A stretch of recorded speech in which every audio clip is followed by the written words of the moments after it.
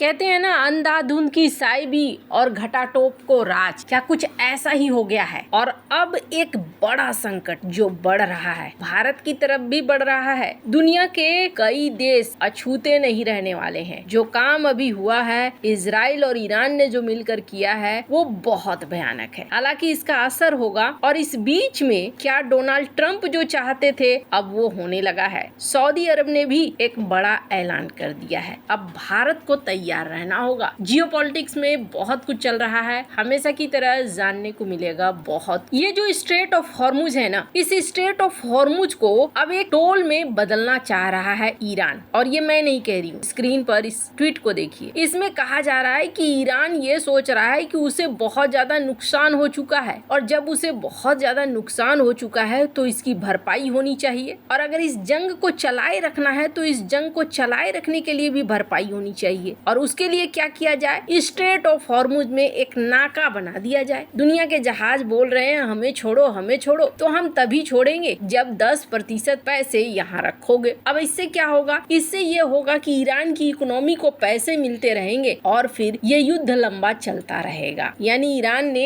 एक सही तरीका निकाल लिया पैसा कमाने का और नुकसान की भरपाई करने का। ये दुनिया के लिए एक टेंशन तो है, डोनाल्ड ट्रंप के लिए ऑलरेडी एक बड़ा टेंशन बन चुका है। पर हुआ ये कि ईरान ने जिस तरीके से एनर्जी के सप्लाई के ऊपर एक्शन लेना शुरू कर दिया और सऊदी अरब से लेकर कई देशों को मुश्किल में डाल दिया, ऐसे में ऐसा लगता है जैसे इजराइल भड़क गया और इजराइल ने सोचा कि चलो इसके उस इलाके पर वार करते हैं जहां से इनको घर तक समस्या हो। अब ऐसे में इन्होंने एक बड़ा एक्शन ले लिया। इजराइल की वायुसेना ने ईरान के दक्षिणी बुशहर प्रांत, यहाँ पर आप देख रहे हैं, ये वो जगह है। इस जगह में दुनिया का सबसे बड़ा प्राकृतिक गैस का फील्ड है। ये साउथ पार्स गैस फील्ड कहलाता है। इसके पेट्रोकेमिकल कॉम्प्लेक्स पर हमला, खुद ईरान की मीडिया ने भी इसकी पुष्टि की है। साउथ पार्स ईरान और कतर के बीच साझेदारी है। ईरान और कतर दोनों मिलकर यहाँ से गैस निकालते हैं। ईरान का हिस्सा साउथ पार्स और कतर का हिस्सा नॉर्थ फील्ड कहलाता है। ये फील्ड ईरान की घरेलू गैस उत्पादन का करीब 70% है। यानी आप समझिए टारगेट क्या था, टारगेट था घरेलू समस्या खड़ी करना। हमले के बाद ईरान भड़क गया और ईरान ने कह दिया कि भाई खाड़ी देश सऊदी अरब, यूएई, कतर तैयार हो जाओ, अपनी तेल गैस की सुविधाओं को खाली कर दो, हम यहाँ पर हमला करने वाले हैं। और ईरान ने भी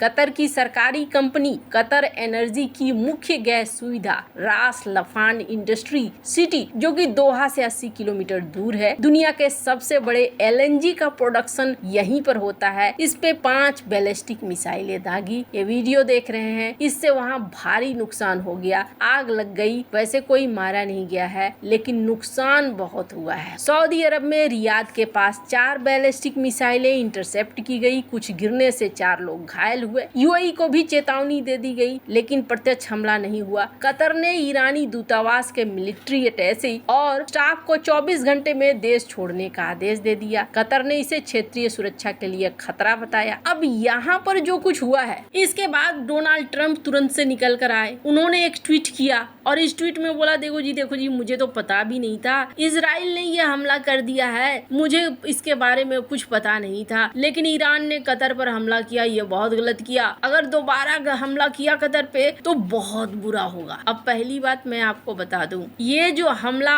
अब सीधे सीधे एनर्जी वॉर में बदलता जा रहा है। दोनों ही एक दूसरे के एनर्जी को तबाह करने में लगे हुए हैं। अगर ईरान का गैस फील्ड तबाह हुआ तो ईरान के देश के अंदर समस्या खड़ी होगी। और ईरान ने कतर पे हमला कर दिया है। कतर भारत को 40% गैस देता है। अब जरा सोचिए कि ये 40% गैस किस तरीके से आएगा और कैसे आएगा। लेकिन डोनाल्ड ट्रंप क्या जो चाहते थे वो होने वाला है। डोनाल्ड ट्रंप की बड़ी दिली ख्वाहिश थी, और ख्वाहिश ये थी, ऐसा लगता है जैसे इस पूरे प्लान में, कि खाड़ी देश आगे आए। अब हुआ भी ऐसा ही। खाड़ी देशों के ऊपर हमले की बात पहले ही ईरान करता था कि हम खाड़ी देशों को निशाने पर लेंगे। इस पर अमेरिका ने सोचा तो जरूर होगा। डोनाल्ड ट्रंप ने वैसे चौंक कर कहा था कि मुझे नहीं पता था कि वो हमले कर ही देगा। अमेरिका ने उस वक्त यही सोचा होगा कि खाड़ी देशों पर हमले करोगे तो खाड़ी देश तो हमारे साथ आएंगे ही। अब तक खाड़ी देश साथ नहीं आ रहे, लेकिन अब जाकर देखने को मिल रहा है कि चरम सीमा पार कर रही है। और अब खाड़ी देशों को भी ऐसा लग रहा है है कि मुझे अब आना होगा और इस लड़ाई को अंजाम तक पहुंचाना होगा। इसको लेकर देखने को मिला सऊदी के विदेश मंत्री ने अब खुली चेतावनी दी। उन्होंने कहा न झुकेंगे न डरेंगे और हम अब जवाबी कार्रवाई करेंगे। चूंकि कतर के इंडस्ट्रियल सिटी पर इन्होंने हमला किया, इसके अलावे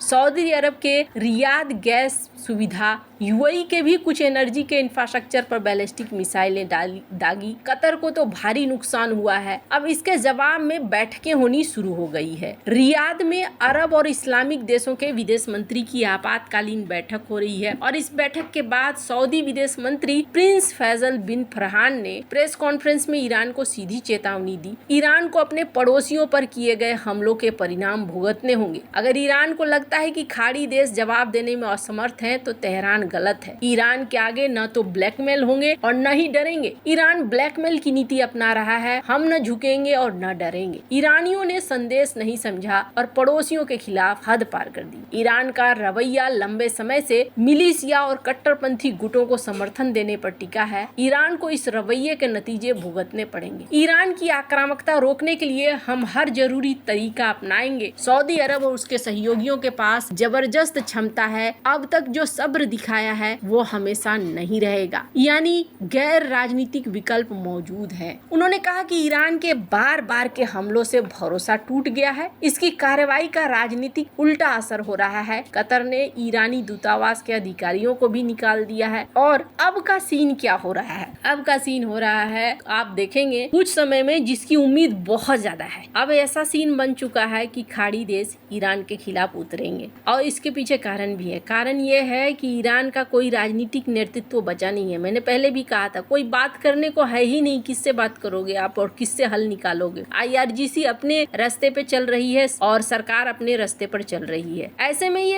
हमले होते रहेंगे और हमले कब तक सहेंगे ये देश? क्या ईरान के चक्कर में खुद बर्बाद हो जाएंगे? नहीं होंगे। अब ऐसे में क्या होगा? ये लड़ाई बढ़ेगी। अब लड़ाई बढ़ने का भारत पर क्या असर होगा? भारत में LPG को लेकर थोड़ी बहुत समस्या हुई थी। हालांकि सरकार ने कहा कि हमने संभाल लिया है, पर हाँ, अगर इन देशों से नहीं आने लगता है एनर्जी, सप्लाई में दिक्कत होती है, तो आने वाला समय बहुत सारे देशों के लिए मुश्किल खड़ी कर सकता है। एनर्जी के बिना दुनिया चलेगी नहीं और मुश्किलें और ज्यादा बढ़ेंगी। लिमिटेड सोर्स होंगे, रूस है और भी अफ्रीका के कुछ देश हैं। लंबी लंबी दूरी से तेल आना, फिर उसका इस्तेमाल होना थोड़ा मुश्किल जरूर होगा भारत के लिए भी। और जहाँ तक बात है ईरान आखिर सऊदी से खफा क्यों? तो आपको बता दूं, यहाँ प्रभुत्व की लड़ाई चलती है। दोनों चाहते हैं कि भैया खलीफा वाला पगड़ी मेरे ही माथे पे रहे और इसी चक्कर में ये आपस में भिड़ते रहते हैं और यही वजह है कि यहाँ के झगड़े सलटते नहीं हैं। आपको क्या लगता है इन सब मामले में? आप क्या राय है? कमेंट कर जरूर बताएं। जल्द मिलते हैं अगले वीडियो में नई खबर के साथ।